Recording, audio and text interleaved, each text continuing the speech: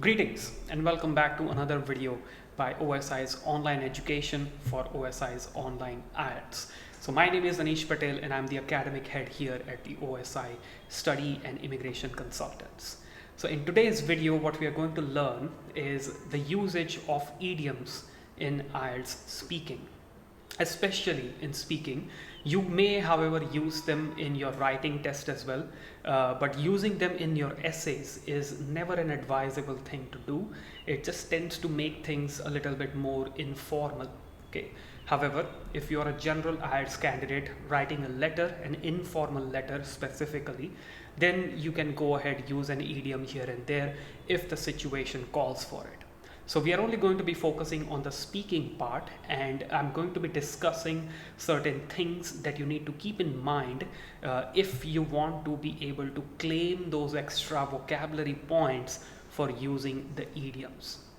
If you take a look at the band descriptors, as you can see on the screen, you will see that under the lexical resource criteria, there have been mentions about idiomatic expressions. So those are the things that you need to be looking out for when you're using the idioms. So what are idioms? Idioms are basically groups of words. If you refer to the technical definition, you can see it on the screen just now.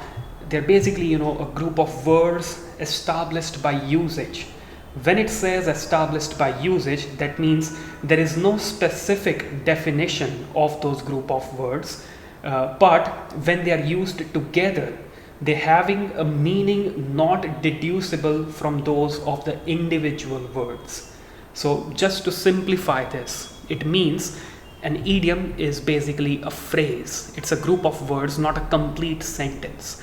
And those group of words, if you use them individually in a sentence, then they will have different meanings. But if you use them together in a specific context which calls for that usage, then it is going to be identified as an idiom.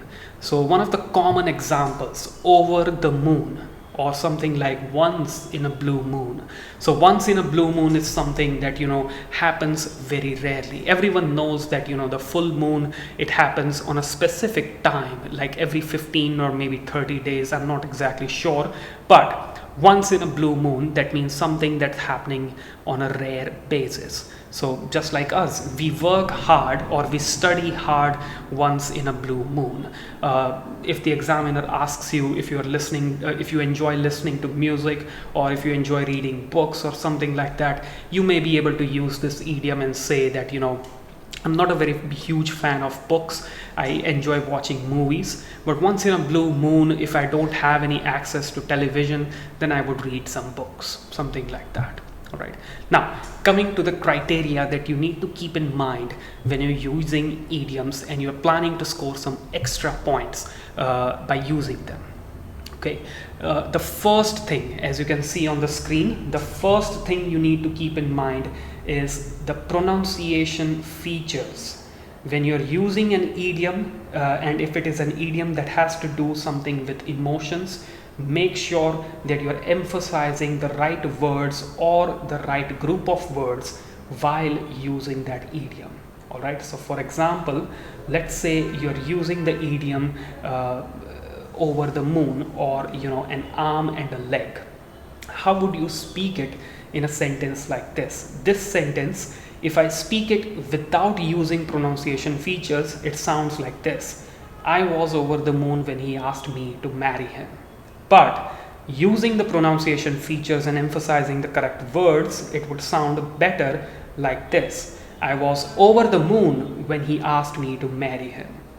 This is the accurate usage of the idiom in terms of pronunciation features. So that's the first criteria you need to keep in mind. Second one, as you can see on the screen, is fluency. Some people, when they memorize the idioms, they will never be able to pronounce them fluently enough. So for example, if I speak the same sentence like this: I was over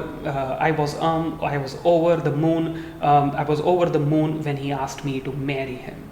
So you saw how, the voice was hesitating a lot. It almost sounded as if I had rehearsed this sentence before and I was planning on using it regardless of what the topic is. So if you screw up your fluency while using the idiom, no extra points are going to be there. In fact, you will end up losing points for the inappropriate and inaccurate usage of that idiom. All right. Now, third and the final criteria is, of course, grammar.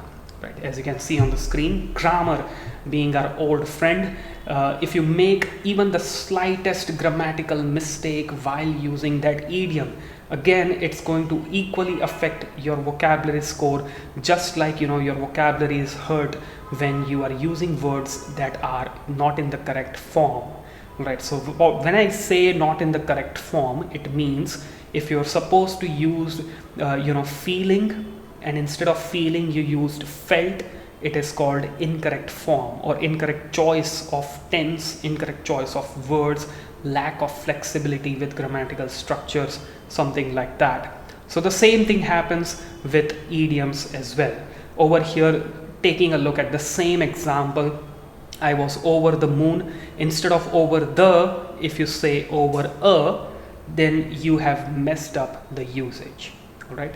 So while trying to get extra points by using idioms, you should also keep in mind that you are confident enough that you will be able to satisfy the needs of all the three criteria that I just listed in front of you. All right, so make sure that you prepare well, you keep in mind these things. It is not like if you don't use idioms, you will never be able to score 6 or band 7.